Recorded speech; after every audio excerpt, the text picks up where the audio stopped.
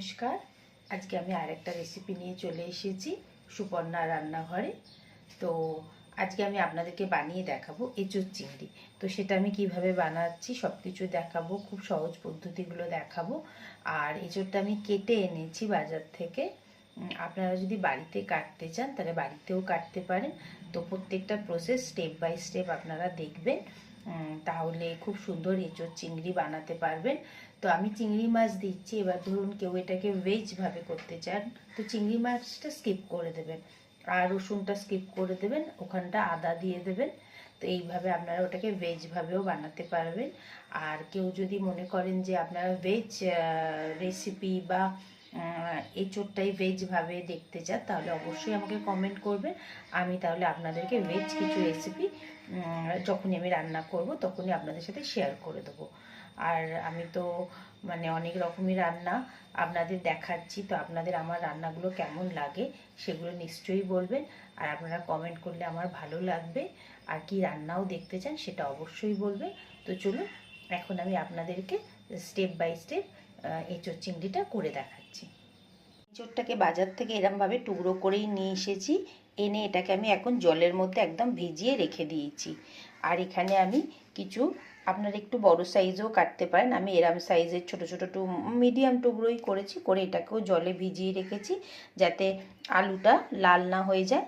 আমি এখানে দুটো টমেটো আর একটু কাঁচা লঙ্কা নিয়ে নিয়েছি। আর এখানে আমি দুটো মিডিয়াম সাইজের পেঁয়াজ একদম স্লাইস করে কেটেছি, আপনারা মিহি করেও কাটতে পারেন।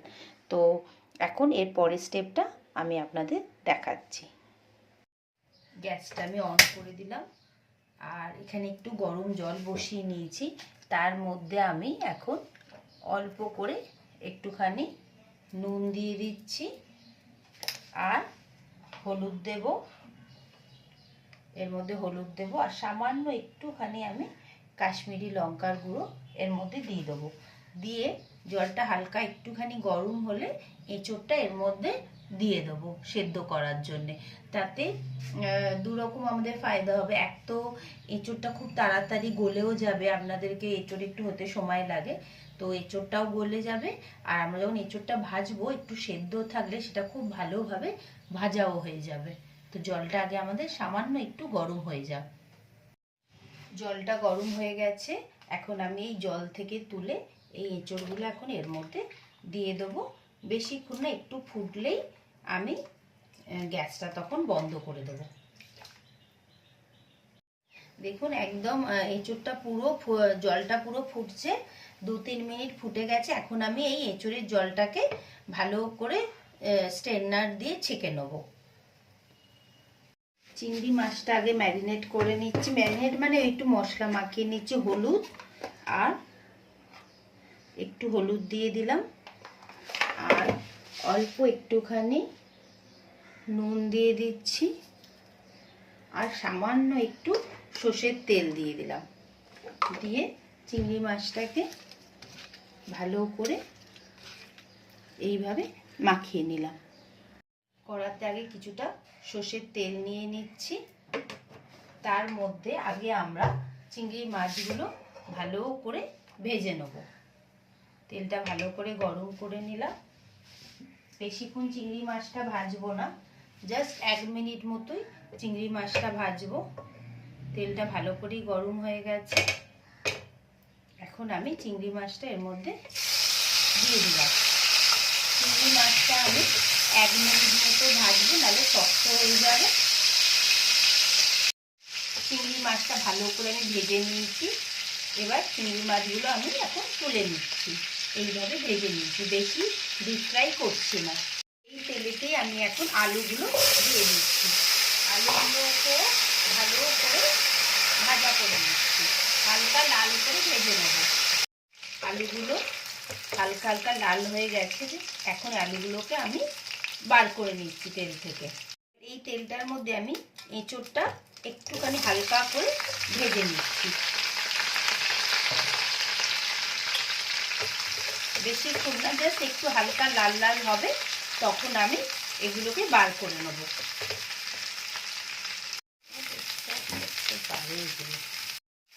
এঁচোড়গুলো একদম ভালো করে আমি হালকা করে ভেজে নিয়েছি। এখন আমি এঁচোড়গুলোকে বার করে নেব।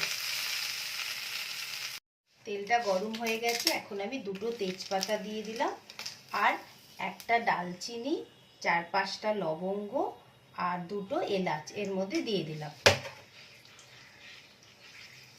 দিয়ে এবার আমি যে পেঁয়াজটা কেটে রেখেছি সেটা এখন এটার মধ্যে দিয়ে দিচ্ছি।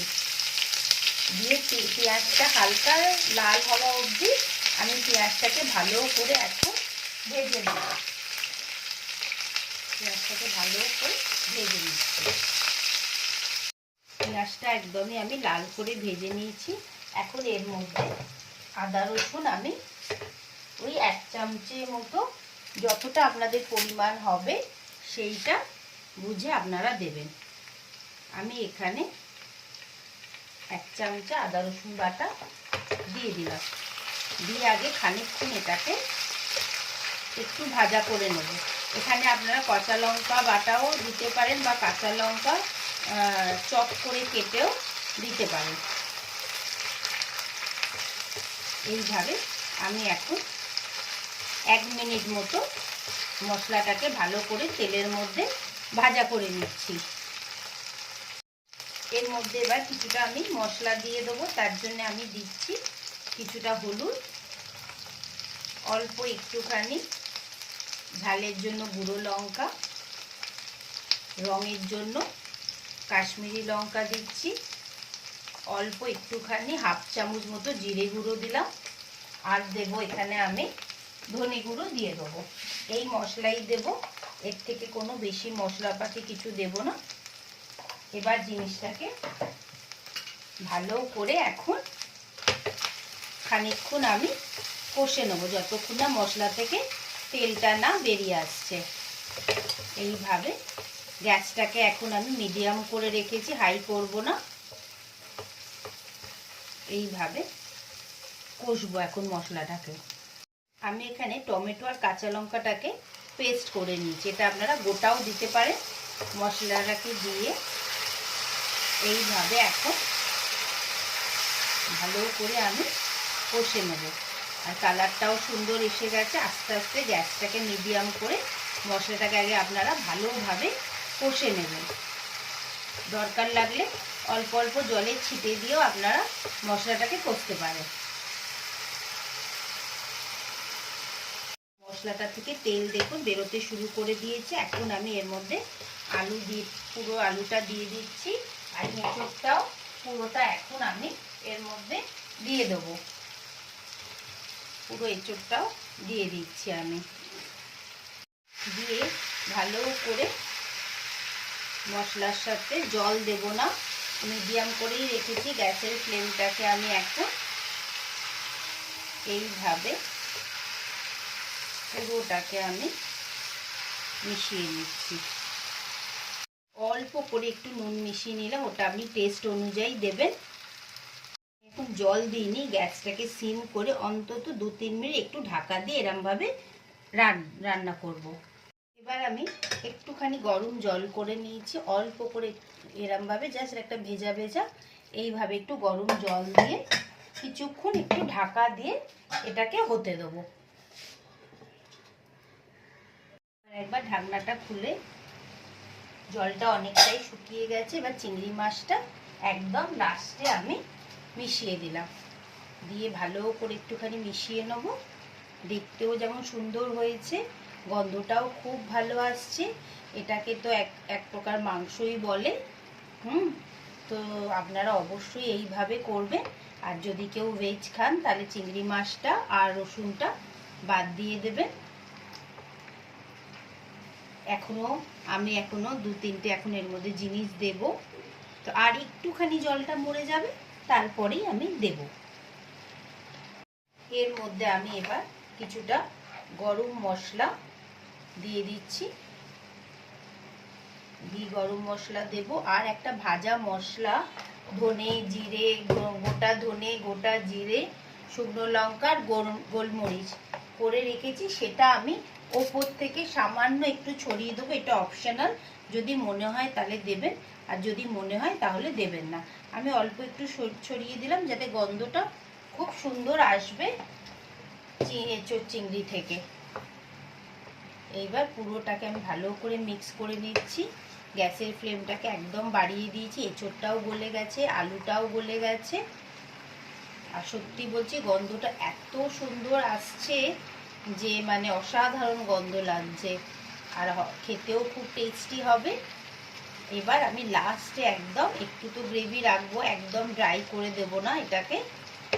এবার আমি এর মধ্যে অল্প একটুখানি ঘি ওপর থেকে ছড়িয়ে দেবো, দিয়ে গ্যাস এই ঢাকনা দিয়ে 2 মিনিট মতো রেখে দেবো। আমি ওপর থেকে ভালো করে একটুখানি ঘি দিয়ে দিচ্ছি, বেশি করেই দিয়ে দিলাম। দিয়ে ভালো করে আমি এটাকে মিক্স করলাম, করে গ্যাসটাকে এখন বন্ধ করে দেবো। দিয়ে ঢাকা দিয়ে এটাকে 2 মিনিট মতো আমি এখন ঢাকাটা দিয়ে রেখে দিচ্ছি, আর গ্যাসটাকে বন্ধ করে দিয়েছি। এঁচোড় চিংড়ির রেসিপিটা কেমন লাগলো আপনাদের অবশ্যই আমাকে বলবেন, আর আপনারাও রেসিপিটা বাড়িতে ট্রাই করবেন। হয়তো আপনারা এইভাবেও হয়তো বানান, সেটা তো আমি জানি না, আমি আমার মতো করে বানালাম।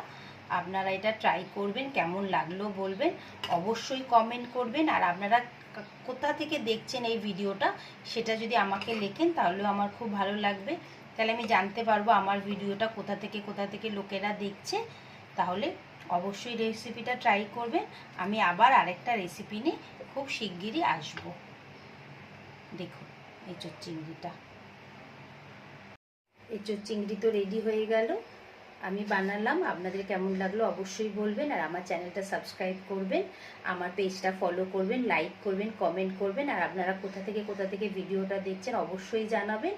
আর আপনারা আর কোনো কী রেসিপি দেখতে চান, ভেজ या নন ভেজ, সেটা যদি আমাকে লিখে বলেন তো খুবই ভালো লাগবে। আর প্লিজ আমার চ্যানেলটা লাইক, কমেন্ট, সাবস্ক্রাইব করবেন, আর রেসিপিগুলোকে শেয়ার করবেন, যাতে আপনারাও দেখছেন আমার নতুন রেসিপি, তো সেগুলো যাতে আরও অন্য লোকেরাও দেখে সেটাও দেখবেন। আর আমার পেজটাকে ফলো করবেন। আবার আমি আরেকটা রেসিপি নিয়ে খুব তাড়াতাড়ি আসবো।